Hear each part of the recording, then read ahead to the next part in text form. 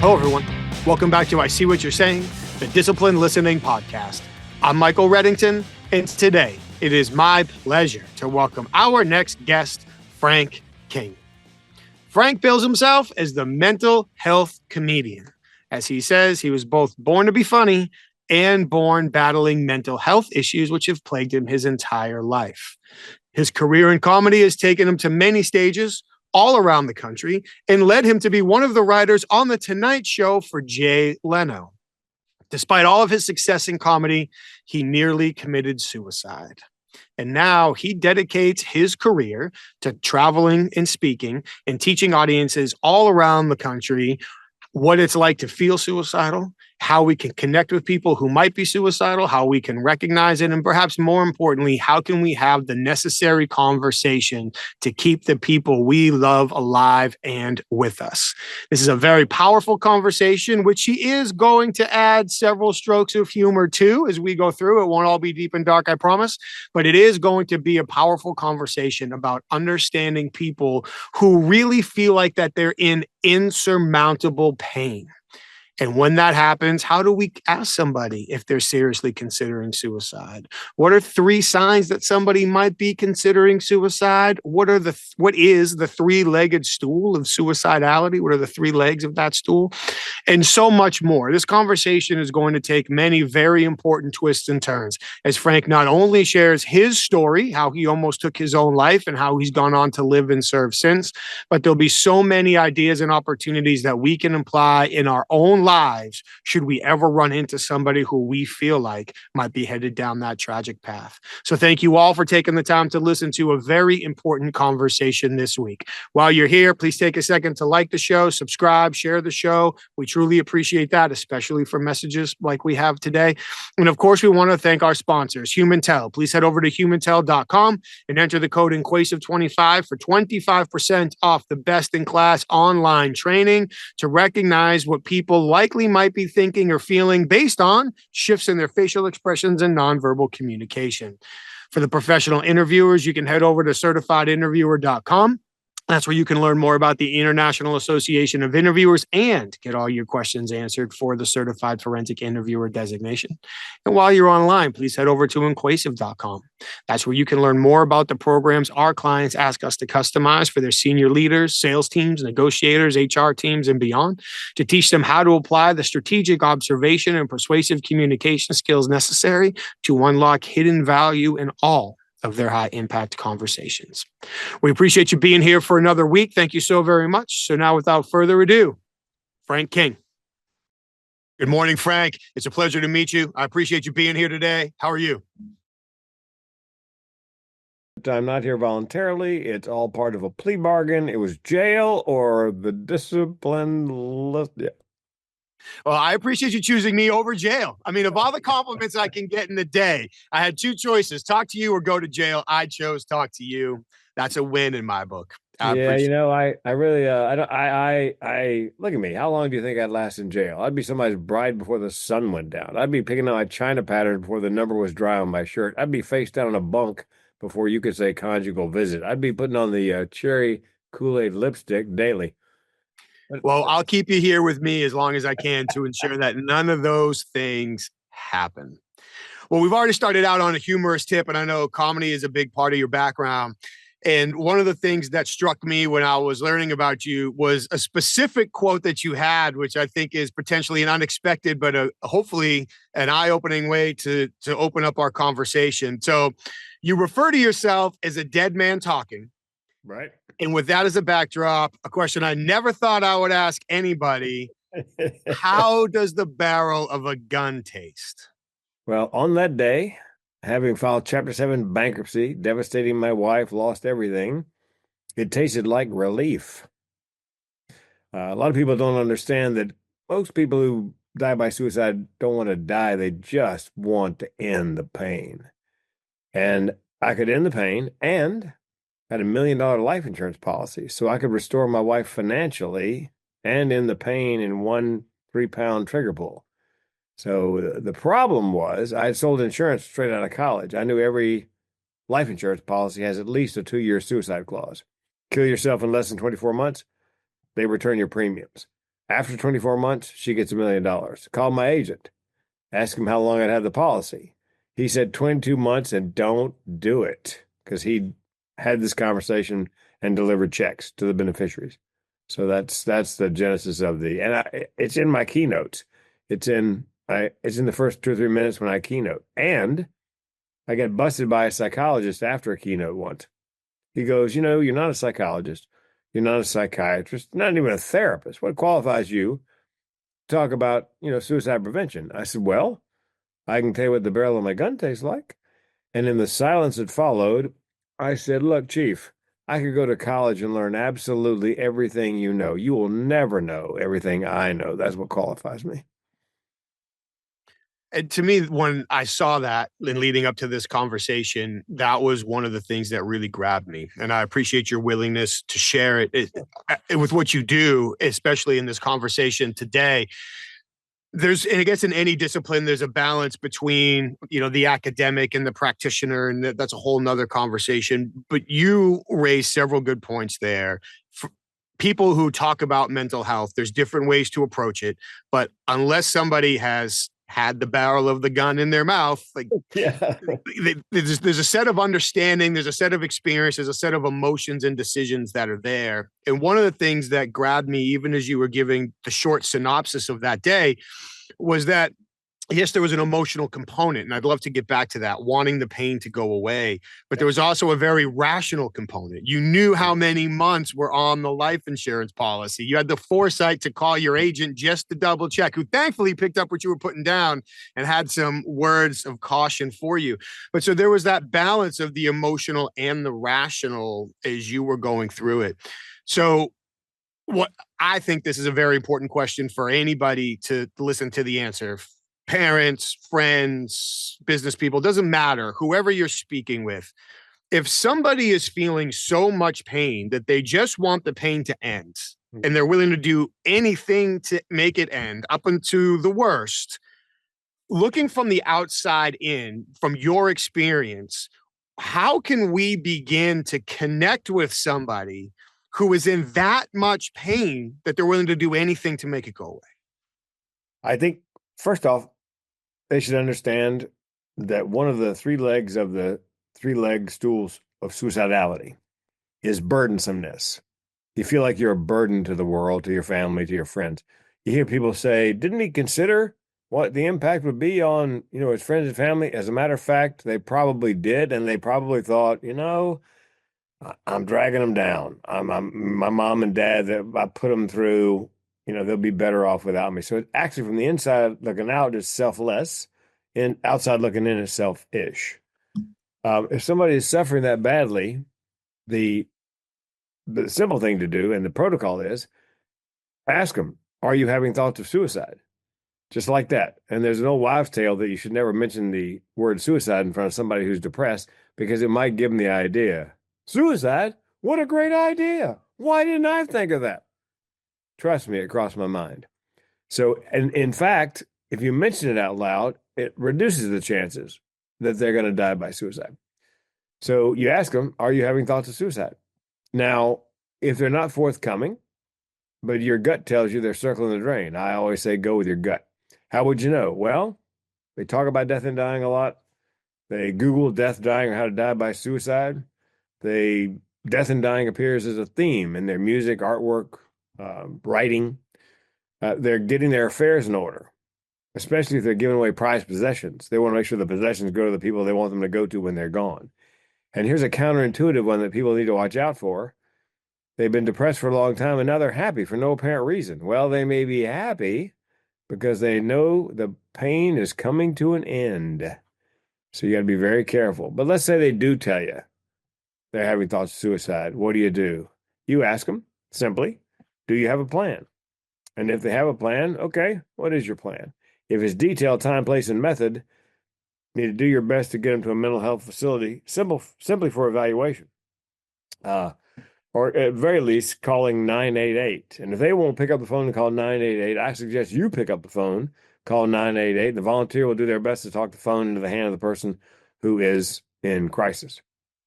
Now, here's something I've never seen in any book, in any course I've taken, What if they got a plan, but it's not particularly detailed? What do you say? A psychiatrist and I came up with this. If it's not detailed, I would say, okay, well, tell me, you going to kill yourself? And if they said no, I would say, okay, tell me why not. Make them give voice to whatever's keeping it, because something is keeping them here. Otherwise, you wouldn't be having this conversation. Mhm. So that's the protocol. If you have young people, kids, yours or somebody else's, and they're struggling. I talk about this when I know there are parents in the audience who have kids who are struggling. I say, look, don't say this. You have so much to live for. As someone who's lived with suicidality for 60 years, that won't even put a dent in it. What I think you should do is join the conversation in their head. I believe you should say, look, I know it's probably crossed your mind that you're a burden to your mom and me, and that we'd be better off without you. Let me tell you something. In no uncertain terms are you a burden to us. And in no uncertain terms would we be better off without you. And I told that story in Vegas in February of 23 at there's a speaker, stage time speaker academy or something. I was talking about how to get a TEDx, and somehow I lapsed into my suicide prevention stuff. And I was talking to a gentleman who threw that event last week. We were on the same panel, and I'd done mine. He was getting ready to do his. He goes, wait, Frank, before you leave, I got to tell you, there was a guy in the audience at that event, a father whose son was struggling, and he reached out to me after all was said and done and said, if you ever talk to Frank again, tell him thank you, because I think he helped me save my son's life. And I'm guessing it was probably that piece of advice right there. You want to join the conversation that the young person's having in their head. I think that's a great point. Join the conversation that they're having in their head. Yep. Very good point. And not being afraid to ask them about it. I can make maybe not quite appropriate analogies, even thinking back into my career in investigations. You don't want to bring up the topic of fraud or stealing or how they might do it or how they might commit the crime. Well, believe me, if they are doing it or if they're considering doing it, I'm not the first person that has put this idea in their head. So it actually gives me some potential paths forward. So to hear you use that same line of logic here, although I don't have the experience in this particular field, it certainly resonates with me. If they've thought about it, they've thought about it. Me bringing it up is not going to be, almost certainly not going to be what puts them over the line. In fact, it could bring it the other direction. And with that in mind, when I speak, I took a course called QPR, Question, Persuade, Refer, QPRinstitute.com. It's a suicide prevention curriculum. And before they will graduate you, you have to promise that when you use any of their materials, their slide deck, or talk about you have to allow 30 minutes when you're done for individual conversations. Because when I do my keynote, I have a general Q&A. Mm-hmm. I go, look, if you have something you want to ask or a story you want to tell, and you don't want to do it in front of everybody, like, hey, Frank, I'm crazy. Can you help me? I'll take the conversation afterwards. We'll just, I'll hang around 30, 45 minutes. And there's always a line. Sometimes 2 people, sometimes 10. And I think it's because by being honest about my experiences and I came close to dying. I have 2 mental illnesses. There are more nuts in my family than in a squirrel turd. That they feel it gives them permission to give voice. Most of the conversations start like this. I've never told anybody this. Really, I get that a lot. May I give you the most dramatic it ever got? Sure. I was in Cincinnati, and I was doing a suicide prevention keynote on site at a construction site for a very large construction company in Cincinnati. And when I got done, there was a line, and the audience was mostly men because construction is male heavy, and half a dozen people. The last guy in line was a black guy, probably mid-20s. And when he gets to me, he's crying so hard he can't speak. So I waited. And I said, when he gathered himself, what's up? He goes, well, I haven't slept in 2 nights. I work on the 5th floor of this building, and I think about jumping off every day. I said, why is that? He said, because I've lost 3 people close to me in the last year to violence, including my daughter who died in my arms. I just like somebody to pull the pin on that grenade drop in your lap. Yeah. So the HR guy who hired me wasn't far away, so I waved him over.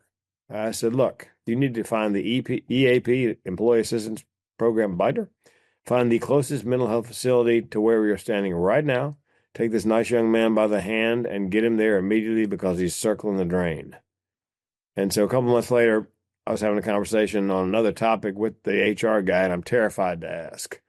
Finally got up my nerve and go, hey, whatever happened to the nice black guy who was the carpenter? He said, Frank, he was evaluated, medicated, he's back on the job. There's a little ROI for you. For sure. For sure. And hopefully they're careful of which floor he's on while they're.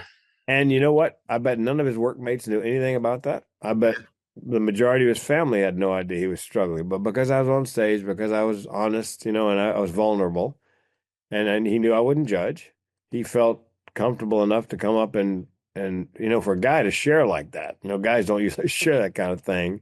Nope. Which is why 8 out of 10 suicides in the U.S. currently are men, because we don't generally reach out for help. So anyway, I was touched that he reached out, and I was delighted he was still alive. And thank you for that, not just for sharing the story, but for saving that man's life, among many others, I'm sure, through your work. But that is, you use the phrase most dramatic. I'll go with that. That might be the most dramatic example of a great way to get somebody to open up with you is for you to be open up about a mistake you made or something you'd like to have back first. That's true as a parent. That's true as a leader trying to teach somebody how to do something else. That's true if you're in negotiations or sales. There hopefully won't be a more dramatic example than that. So, yeah. If we can open up ourselves, here's a mistake, here's a regrettable decision statement, something I'd like to have back, something I learned from, then it's, assuming it's real, then it's easier for people to come back. So that's a tremendous example. Earlier, you mentioned the three-legged stool of suicidality, and you talked about the burdensomeness. Yeah. May I ask for the other two legs? Yes. One is you have decided you can do it. I mean, from birth, we struggle to live. Even as an infant, we struggle to live. So you decided you can cross that barrier. And the other one is generally social distancing, not like COVID, but move away. My wife was cashier at a grocery store for a long time. And she's one of those people, when she says, how you doing at the cash register, they know she means, how you doing? It's not perfunctory. So the woman, and this happened to her frequently, a woman just burst into tears. And so Wendy said, well, what's up? And she said, well, my daughter moved away. My daughter was living with depression, suicidality, moved all the way across the country. We're in Oregon, moved to Florida. She bought a gun and she killed herself. And so my wife said, would you mind calling her and maybe you can help her find a grief group or something? So I called her and I said, listen, I'm happy to help you, find a group that's appropriate. But first of all, have you reached out to other, sources of comfort? I said, are you a churchgoer? And I'm not particularly religious, but if somebody is, I leverage that. She goes, yeah, I go to, church on Sundays, Bible study on Wednesdays. Great. I said, and have you broached this subject with a minister? And she said, yes. And I said, fearing what I was about to hear, I said, well, how did that go? She goes, well, he's relatively new. And when I told him what had happened, he said, it's all part of God's plan. Okay, now, before I could stop my hillbilly self, Michael, I said, part of God's plan, really? Apparently I missed that fucking meeting. And she laughed for the first time in 8 months. Somebody finally validated that maybe it wasn't part of God's plan. I know the young man meant well, but it's just sometimes, it's just like, hopefully by being able to laugh out loud, it began her recovery. I'm sure it was still very painful, but at least somebody agreed with her that it wasn't, and I'm not omnipotent. Maybe it was part of God's plan. I don't know. But in the moment, I thought, that's so. Yeah. And when I think about trying to help people with mental health, and then and you could put in even survivors of those who unfortunately have crossed the line, because although it might fall into different categories, they now have very real mental health issues as well as they try to cope with somebody who has left their life. Yep. There is the trying to connect with them up front and trying to help them the best we can. And for most of us, and I would say myself very much included, we're ill-equipped with how to do that, even with our best efforts. And then on the consoling side, I'm somebody that talks for a living, unfortunately. And the number one time where I have no idea what to say is if I'm trying to console somebody who's just experienced something tragic. Like that is the fastest way that I have. I know there are no right words. So how do I try to say something or do something? So to your point, we can understand necessarily where people are trying to come from. They're trying to help, but Yeah. What do we do and how do we get there? You mentioned that might have been the first time that she laughed out loud. Yeah. Part of your journey, God, that's a word that gets used a whole lot of different ways these days. But part of your journey post sampling the barrel of a gun has been humor. How has humor in your path to comedy helped you with your mental health issues that you mentioned earlier, as well as helped you connect with other people? Actually, and I get that question a lot. Is comedy therapeutic for you? No.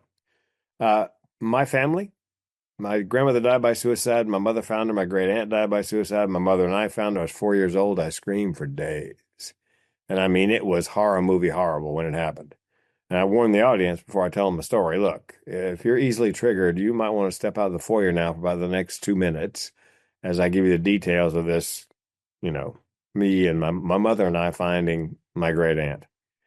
And pretty much everybody in our family has three things: high cholesterol. My mother had the cholesterol of a deep fat fryer, mental illness, and we're funny. The whole family is funny. And so they're actually two separate things. And there's never therapeutic, for me. It was perhaps a defense mechanism when you're young and you're getting picked on, and you can be funny and, they tend to leave you alone. But yeah, I've never used it as therapy. I knew from fourth grade that I was going to be a comedian. I told a joke, kids laughed, teacher was hysterical. She was laughing so hard she had to go to the teacher's lounge because I asked her later when I bumped into her years later, why'd you go to the teacher's lounge, Frank? That was the funniest thing a child ever said to me before or since. And I was afraid if I laughed that hard, you might misinterpret it and it would break your heart and your spirit. And then she said, what are you doing for a living now? And I said, stand-up comedy. Funny you should ask. Duh. Yeah. So in fourth grade in Ms. Dark's class, I decided I'm going to be a comedian. 12th grade, I'd been taking drama 3 years, never got a speaking role in any of the school plays. And I thought, I see a pattern. So they mentioned we have a talent show in spring semester senior year. Okay.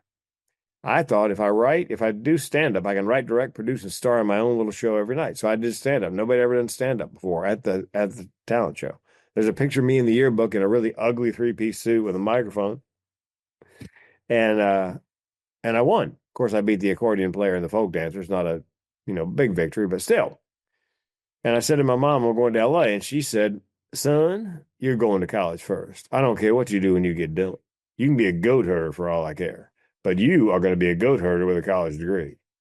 So I went to UNC Chapel Hill, picked up a couple of degrees, and then bolted for the West Coast. Now, first open mic night, which, by the way, just by coincidence, April 1st, 84. So here we are in almost April in 2024. So April 1st of this year, will be 40 years since the day I stepped up on stage at open mic night.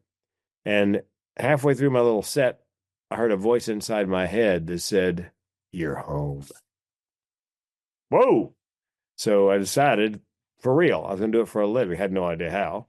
18 months later, said to my girlfriend, now my wife of 37 years, I'm going on the road to be a comic full time. You want to come along for the ride? Figured she'd go, hell no. She goes, yeah. So we gave up our apartment, our jobs, and we were on the road for 2,629 nights in a row nonstop, 7 years and change. And Yeah, world's longest nonstop comedy club road trip, and then a little radio, and then corporate comedy, and and I always, Michael, wanted to make a living and a difference because I joined the National Speaker Association in '95, and everybody had content, everybody's making a difference, and I just could never figure out what I had to teach anybody. So after I put a gun in my mouth, and after the recession began to ease and people started meeting again, conferences, meeting planners said, Frank, look, we love you. We can't pay you $5,000 anymore just to be funny. You got to teach them something. What? And there's a book called The Message of You, Turn Your Life into a Money-Making Speaking Career. A friend of mine wrote it. She gave me a copy. So Frank, read it. You'll figure it out. I went into it thinking I got nothing. And then halfway through, I thought, son of a bitch, I do have something to talk about. Given my mental illness, near suicide, my family, I could keynote on suicide prevention. And then the other hurdle, Michael, was, well, yeah, but you've been doing stand-up for 2.5 decades. Who's going to take you seriously? So that's when my wife suggested a TEDx. And I said, what's a TEDx? Just so happened I got an application that week from a TEDx in Canada, filled it out, sent it in, got the audition, and got it. And then 2 more called me, 2 more TEDx events. Do you have any more mental health topics? Yeah.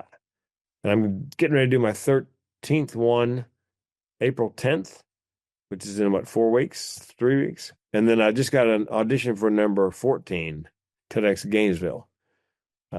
I think they might book me for that one because the title is Mental Health and the Orgasm, Treat Your Depression Single-Handedly. I feel like comedy would fit in there.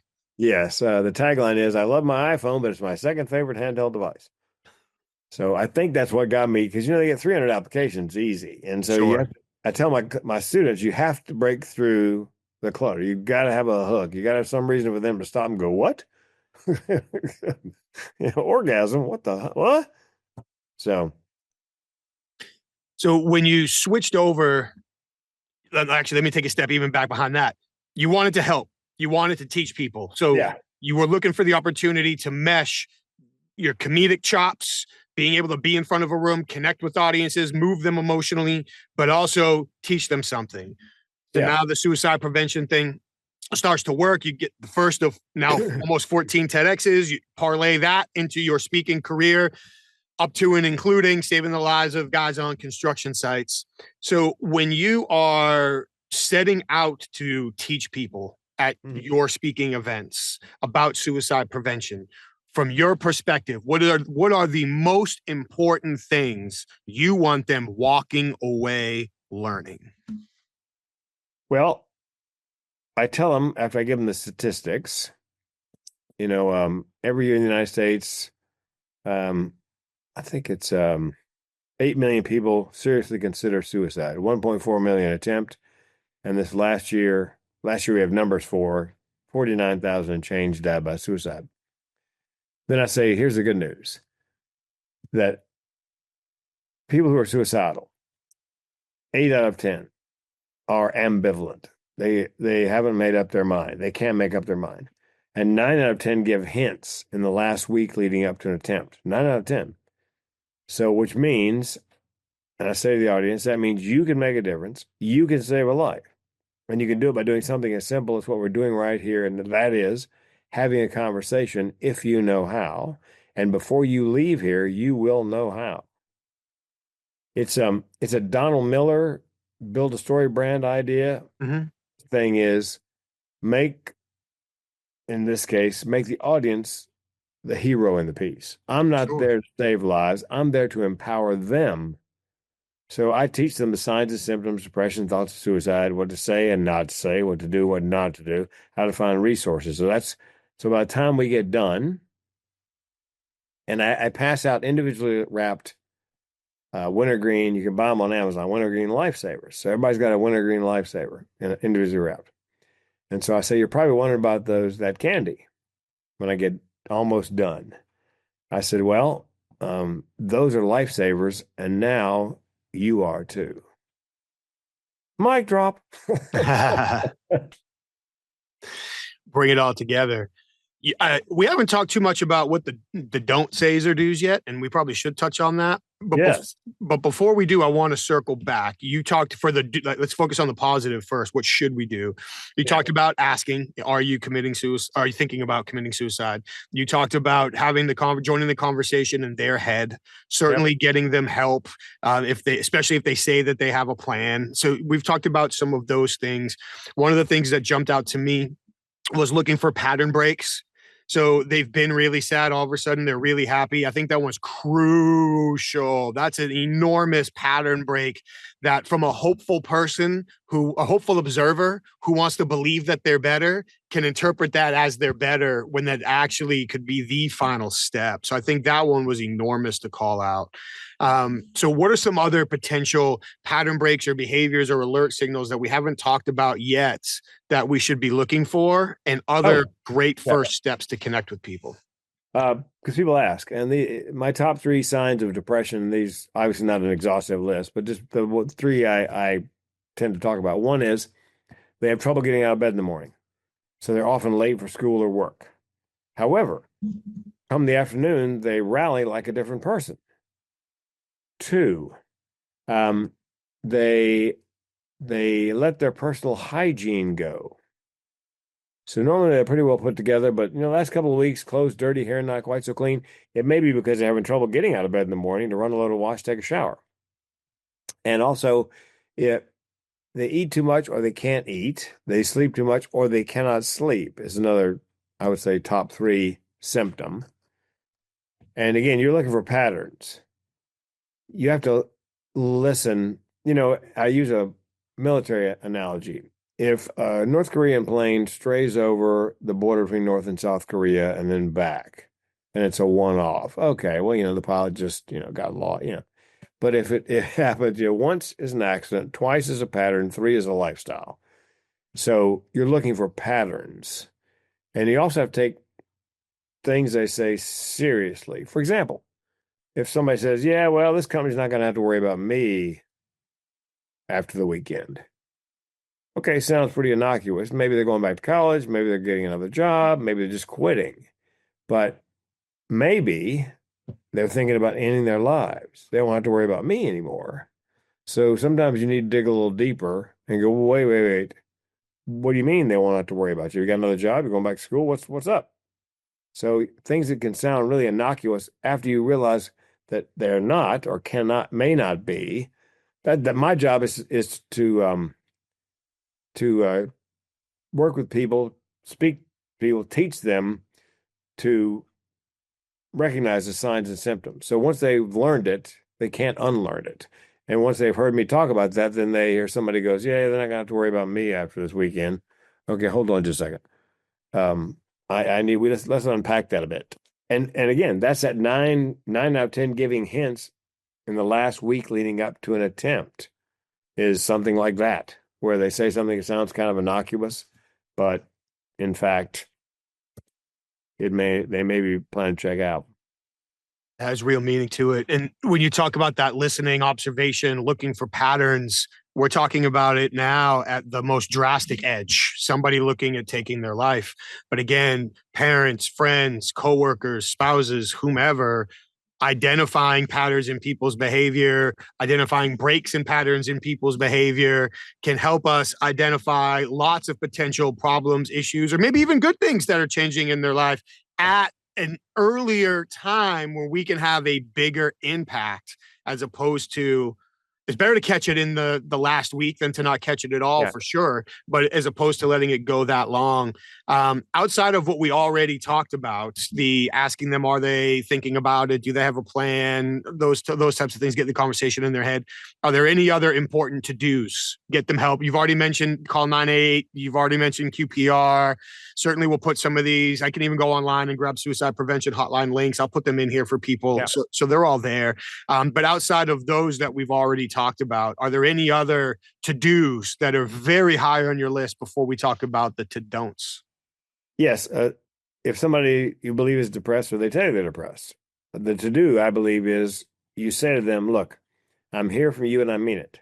I know that depression is a mental illness. I know you're not lazy, crazy, or self-absorbed. I know that with time and treatment, things will get better. I will take the time. I'll help you get the treatment. to get better. And of course, you have to mean it. And people ask all the time, what should I say? Well, how about not saying anything? How about just listening actively? Just ask leading questions, sit back and listen. And don't do the listening if you're not in a good place physically or mentally. If you're sick, like with a flu, it's not a good time because you may hear some really disturbing things. And if you're not 100% mentally and physically to be ready for that. So, and a quiet place where nobody can overhear you. And I would say don't book another appointment or whatever backed up to this conference. I really like to continue talking about you killing yourself, but I've got to, that is what I would say is I'm here. I'm here to help you, and I'll help you get the treatment you need. And you talked earlier too, suspending judgment. So as we're listening, trying to control those facial expressions, those body reactions, nonverbal reactions, so we don't inadvertently shut somebody down. One of the things that I can imagine is hard for people who haven't been, what it's like to be consumed by pain. They've never had anybody try to connect through the fog that this pain has created for them. So instead of going the way of trying to help somebody understand what the level of pain rises to that could cause somebody to want to take their life, because honestly, I don't know that people can really understand that if they haven't been there. Let's go the other way. What are some of the well-intentioned to don'ts that we should get off the list right now so we don't inadvertently make things worse? Well, the people say, pull yourself up by your bootstraps. That's hard to do if you're hanging from a rafter. That's my little bit of humor there. Pull yourself up by your bootstraps, turn that frown upside down. My personal favorite, have you tried fish oil? At which point I go from suicidal to homicidal. Also, if you're going to talk to them about this, if you're going to, try to help them, I would suggest you don't bring judgment, obviously, but also don't bring your religious beliefs to the meeting. Like I said, I am not particularly religious, but I ask somebody in this situation, are you strong in Christ? Yes. I go to church on Sundays. I go to Bible study. Well, what do you say? What do you say you and me and your minister get together and form a team and tackle this? I mean, I'm willing to do anything. What you don't do is say, if you kill yourself, you're going to hell. Even if you firmly believe that, unless the other person firmly believes that. My next door neighbor, shortly after I put the gun in my mouth, said to me, if you'd pulled the trigger, you'd gone to hell. And I said, you know what? I was already there. I'm sure he meant well, but yeah. So don't bring your religiosity, your theology, your judgment. Just park that and meet them where they are. I imagine that for many people, I'll take a step back. Often in life, again, to come several steps away from this far edge of the suicide conversation, we feel like by bringing up consequences, we will change people's behavior because they want to avoid the consequences. That ends up being untrue way more often than it's true, regardless of how we were operationally conditioned to speak.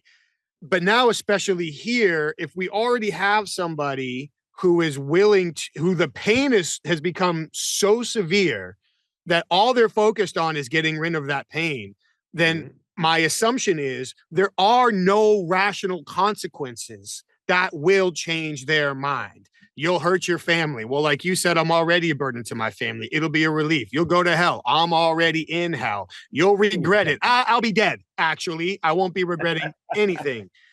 So getting back to that point of when somebody is dealing with this overwhelming pain that is literally taking over their entire being, we might have good intentions by using a consequence. Don't do this or else.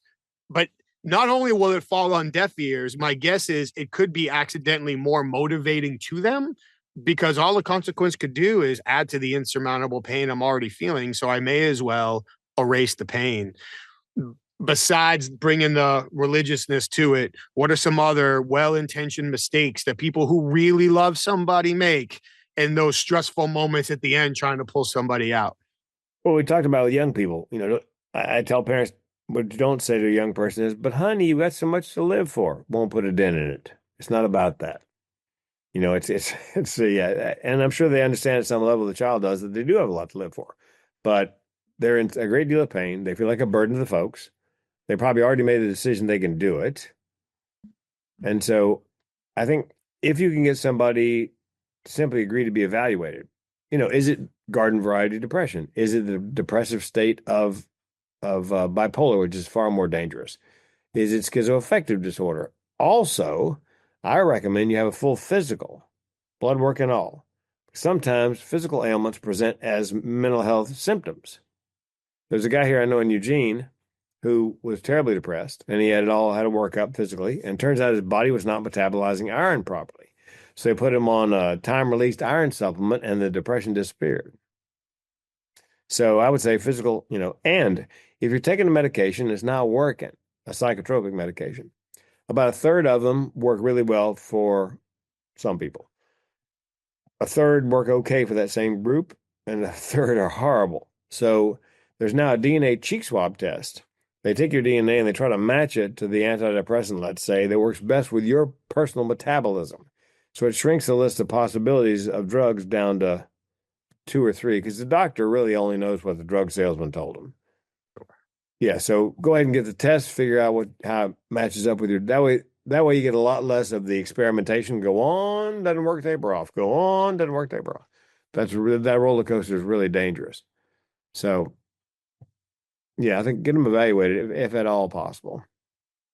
All good. And I would imagine I'm not imagining this part. Every person is different. Every situation is different. How people deal with mental health is going to be different. Is there not one brush, there's probably not a million brushes to cover all of the differences. But for people, actually, let me throw this out as a question instead of a statement.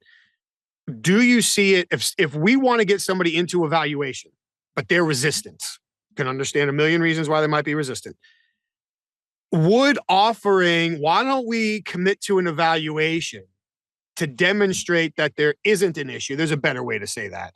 But if would that potentially be an avenue to somebody that's resistant? Instead of saying in so many words, let's go get an evaluation so we can find out exactly what the problem is and fix it. If we flip that with some people sometimes to let's go get the evaluation so we can just check off that there isn't an issue, do you see that as a potentially viable approach on the right occasion with the right person? So at least we're getting the evaluation and hopefully can arrive at a path to an outcome, or am I just wishful thinking? No, I think that's valid. During an ice storm we had here last year, February, I think. I had to drive into town to get internet because the lines were down, and I had to drive into town to get propane for the generator, and I was exhausted.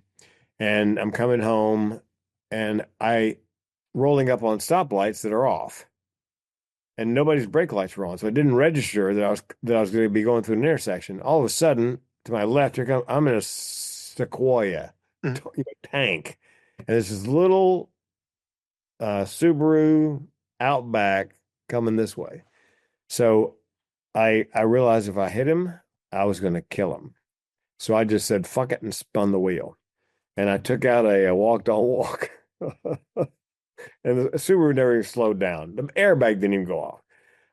But my wife is concerned, because I'm 68, that maybe it was a cognitive issue. Maybe I was slipping cognitively. So she said, will you take a cognitive test? And I said, sure. If only to eliminate that as a cause of that accident.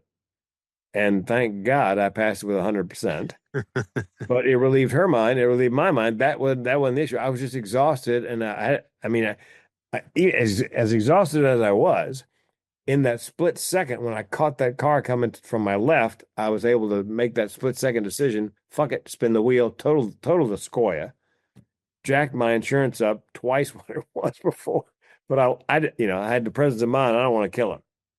So, but yeah, that she said, would you take a cognitive test? Sure. Just if nothing else, just to eliminate that as a possibility.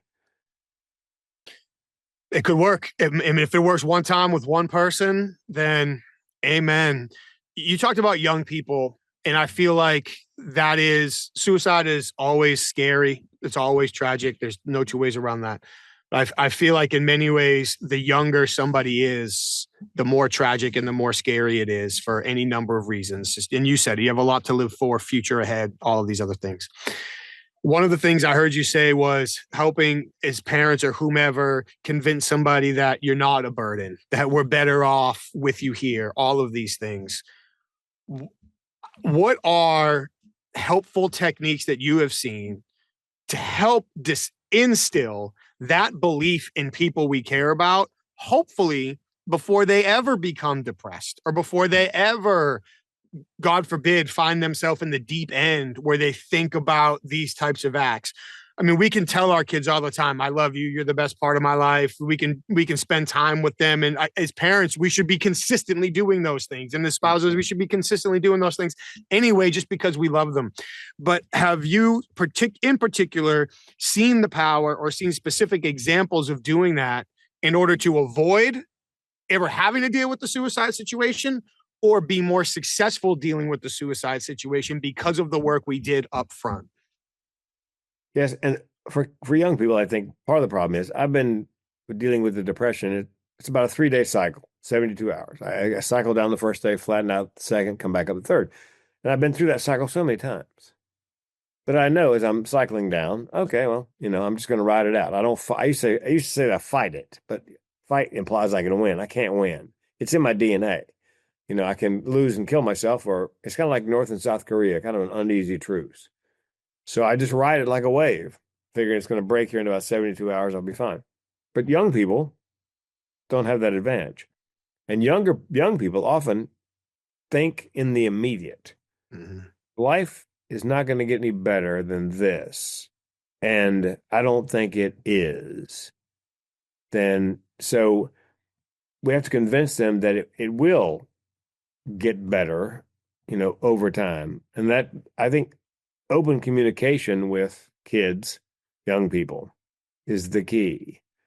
I can't tell you how many parents have come up to me and said, yeah, my son came to me and said he was depressed and having thoughts of suicide. Well, count yourself blessed. Because I also know other people who don't know any of that until they come home and they find them hanging from the rafters. There was a woman who speaks on suicide prevention, and that happened with her son. And he was a musician, and he had a notebook he carried around with him where he wrote his, lyrics and music, but he would never set it down anywhere. He would take it to the bathroom with him. Turns out because he didn't want his mom to see it. Because when he passed away and she got hold of the notebook and you're flipping the pages, I mean, you can just see it coming. So I think opening up that line of communication, parents, they don't want their kid to be flawed in any way.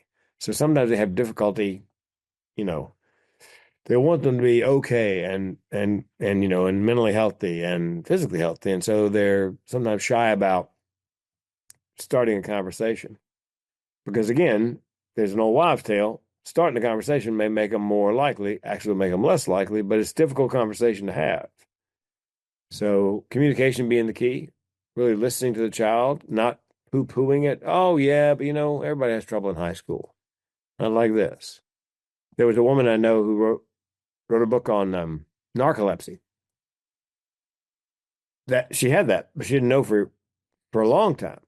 She thought everybody got that tired. Until she went to a sleep doctor and goes, honey, this is a different kind of tired. So, and with young people, you often hear them say, I'm tired. It could be tired physically, could be soul exhaustion. Adults say the same thing. Look, I'm just tired. Could be the same thing. Could be they're physically exhausted. Could be they're just tired of living. And young people often are what they call passively suicidal, especially if there's been childhood trauma. They think to themselves, I would never kill myself, but if I didn't wake up tomorrow morning, that'd be fine.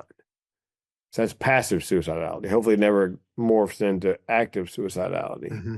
I know a lot of people who, I've got a friend, she goes, I feel like killing myself, but here's the problem, Frank. I don't like guns and I hate heights. I go, well, okay, we're just going to figure out another way. And she's had several attempts with pills.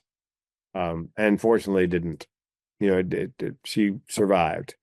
But yeah, I think trying to be trying to keep the communication lines open with the kids and having difficult conversations and tell them, look, there's nothing you can't tell me that change the way I feel about you. So please, if you're maybe even have a conversation, especially if another child, teenager in high school dies by suicide, be a good time for the parents to use that to open the conversation.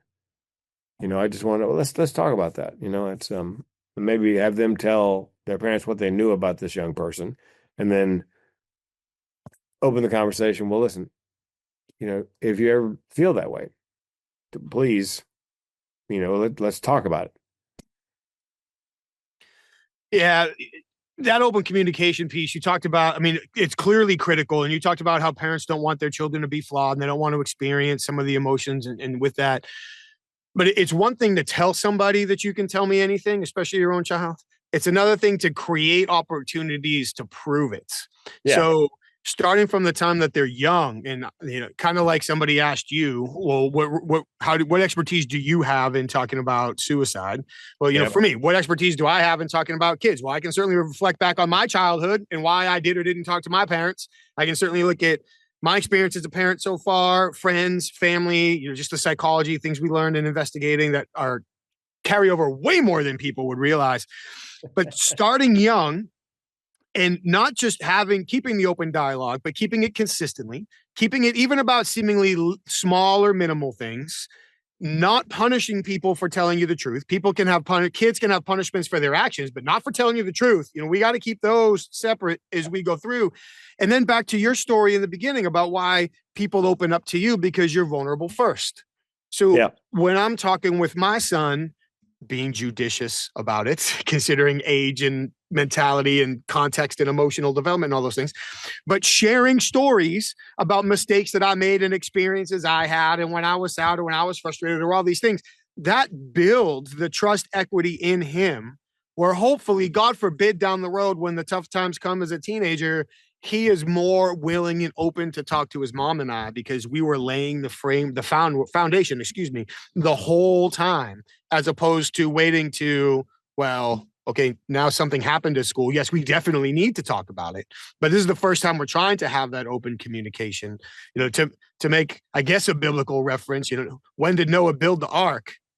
Before it rained. Yeah.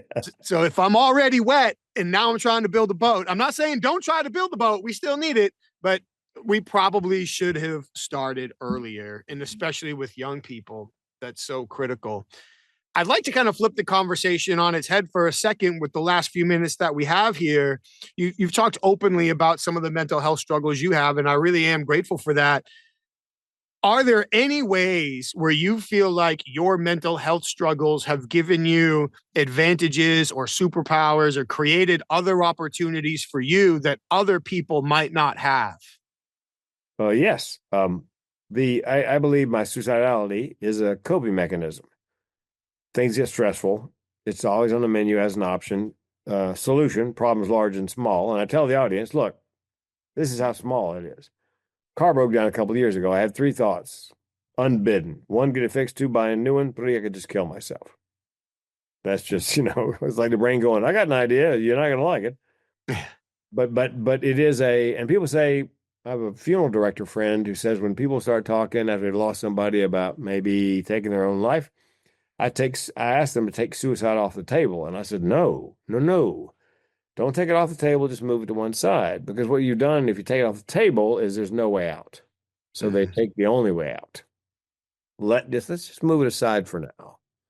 Yeah, and my suicidality is like that. I've said more than once, if it weren't for my chronic suicidality, the fact that I could do it any time, I choose, I would have done it a long time ago. But I know I have the option. If the pain gets too bad,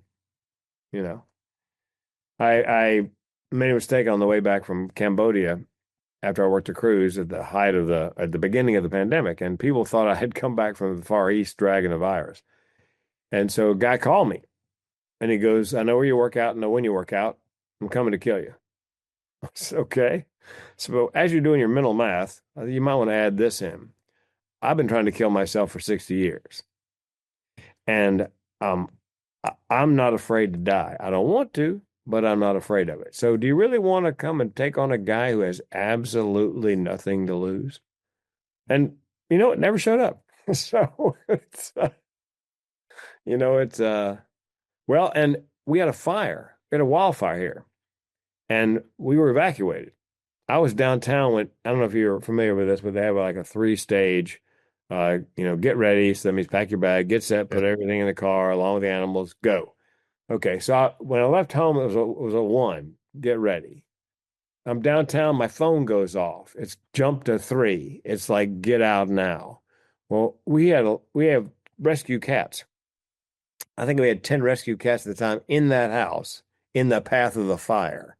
So as everybody else is driving out, I'm driving in. I drive in, I go in the garage, I pull the garage door down because there are police in the neighborhood with a bullhorn. Get out, get out, get out. I didn't want them to see me. And so I spent the next 15 minutes trying to stuff cats into carriers. By the way, I have a whole new appreciation for herding cats. I put two in, one would jump out. But I got them all in carriers, all in the Sequoia. And I made a recording on the way out of the neighborhood. I said, look, I don't know if I'm going to get out because I'm the last one here and I can smell the smoke. And, so I said, I just wanted to, thank the people who agreed to take the cats. And by this point, I'm crying because they agreed to take the cats, 10 cats. We'll work it out. So acts of kindness always make me weep. So I'm crying, and then I started saying goodbye to people. And somebody said to me afterwards, "Well, you could have burned to death." No, no. I've got a nickel-plated 38 loaded with federal hydroshock hollow points. If the fire got that close to me, I'm riding that 38 out of town. I'm not going to burn to death. But I didn't know if we were going to get out. And so I'm talking, tell my wife I love her, my sister I love her, my sister's husband. Okay, he's a dick. A little humor at that moment. I'm about to maybe die, and I'm still cracking jokes.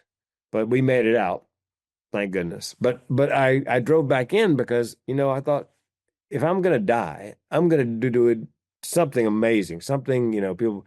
The PETA people would build a statue to me. He went back in to rescue the kitties. So now we know that you are a hero to those who might be considering ending their lives, and you're a hero to those who rescue cats. That is correct. It's an award-winning day for you. But even within there, earlier on, you said something about feeling like there's no way out creates the only way out. Yeah. And often, again, that's true on so many levels. When people feel physically or psychologically trapped, that leaves them with only one option. And in the conversation we're having today, it is the worst option, and the one that you thankfully have dedicated yourself to helping so many people avoid. And I really appreciate you sharing that message with us today, because of all the tough conversations we work on preparing for and navigating and following up and building relationships through. Suicide could likely be the toughest. Mental health could likely be the toughest, which makes conversations like these so important. Now, I know you got a busy day. You have other conversations lined up that you have to jump to. Before we go, please, 2 questions. Number 1, let us know where people who want to connect with you, experience more of your speaking, training, and material, where they can connect with you, where they can find it. And number 2, outside of the resources that you have already named for suicide prevention, what other suicide prevention resources should people familiarize themselves with? Well, if they want to speak for a living, howtomakemoneyspeaking.com. I was struggling to find a URL for that business. And my wife, who knows nothing about the internet, said, well, why don't you just get howtomakemoneyspeaking.com? And I'm thinking, yeah, in 2024, that's available. Son of a bitch, it is available. So I bought it. The other one is Mental Health Comedian, mentalhealthcomedian.com. That was a gift from a friend of mine who worked in marketing. He said, Frank, I got an idea for you, because I hadn't branded myself yet. He goes, how about this? You're the mental health comedian. Oh my God. I got chills. And that became my brand. So that's mentalhealthcomedian.com or howtomakemoneyspeaking.com if you want a TEDx, if you want to make money speaking. And the other question was suicide prevention resources people should familiarize themselves with. Yeah. And I didn't know about this until 2010 or 11. There's an outfit called NAMI, National Alliance Mental Illness, NAMI. They got a chapter in pretty much NAM, National Alliance Mental Illness, a chapter in most large counties and some small. And let's say you have a member of your family who has schizoaffective disorder. And I bumped into an insurance agent here in town who has a son who has that, and it was tearing the family apart. They discovered NAMI, and NAMI has a 12-week course for the family members of someone having, someone who has schizoaffective disorder or depression or bipolar. And they have family-to-family counseling. And so it saved their marriage, it saved their family. And here's the best part, everything NAMI does is free. So that's where I would start. If you have somebody in your family struggling, or, how do I help them? And then they help you, they teach you about the illness, what to say, what not to say, what to do, what not to do, how to find resources. And then the family to family, you realize it's not just your family. So you become part of a community. So I think that's my number one go-to. Well, that will be in the show notes with the other links that you mentioned, 988 QPR, your links to your work as well. Thank you so much for taking the time today. I really appreciate you sharing your message with us. I'm very thankful that you can tell me what the barrel of a gun tastes like, but not a bullet's. Thank you for stopping yourself short. But thank you for dedicating yourself. You found a way not just to be a comedian, but to teach people, but to make the world a better place and save lives, people and cats. And I truly appreciate it. Thank you so much. Frank, thank you for a very powerful, important, and occasionally humorous conversation. I really appreciate all that you took the time to share with us and our audience today. Your story is extremely powerful. It's truly authentic, and it gave us the opportunity to hopefully begin to have a window into what are people really feeling, thinking, experiencing when they are at the depths of despair and considering suicide.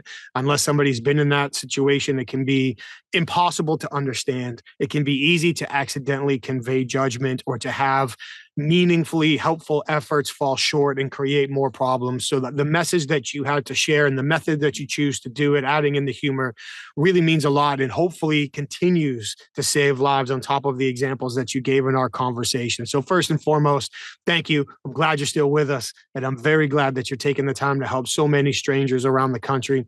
Second, thank you for helping us understand what it feels like to be in that situation. And you mentioning that no way out actually leaves only one way out, I think is very important for us to think about and apply in many different conversations. And I'd never heard the phrase soul exhaustion before. To think about what somebody feels like when their soul feels exhausted and the impact that that has on their lives is very, very powerful. So thank you for all that you shared today, Frank. I truly appreciate it. And thank you to everybody who listened to this conversation, as difficult as it may be at times. Hopefully you're now better educated, better prepared, and more ready and willing to intercede if you feel like somebody might be heading down a path of depression, mental health, or God forbid, suicide, to connect with them in the right way soon enough to avert tragedy and help getting them back to a happy and fulfilling life. So thank you all for being here. As we ask, please take a minute, like the show, share the show, subscribe to the show. Tell us what you want to hear more or less of. We'd love to hear your feedback. Thank you for being here every week. Thank you for your support. Of course, head over to humantel.com. If you've ever thought about developing the skill set of being able to recognize shifts in somebody's facial expressions and body language and using that to help determine what they're likely thinking and feeling in the moment, then I highly encourage you to head over to humantel.com and enter the code INQUASIVE25 for 25% off their best-in-class training. For the professional interviewers in the room, head over to certifiedyinterviewer.com. That's where you can learn more about the certified forensic interviewer designation. What does it take to qualify, prepare for, pass? What can it mean for your career? That's also where you can learn more about not what you just can get from the International Association of Interviewers, but what you can give, what you can provide, what you can share with the association as well. And while you're online, please head over to inquasive.com. That's where you can learn more about the customized programs our clients ask us to facilitate for their senior leaders, sales teams, negotiators, HR teams, and more, to help teach them how to obtain the everyday confessions that are hiding in plain sight in their conversations by helping people save face, build rapport, and enhance their persuasive questioning techniques. We appreciate you being here week after week, show after show. Thank you so very much. Stay safe, take care of each other, and we'll see you next time. Thank you.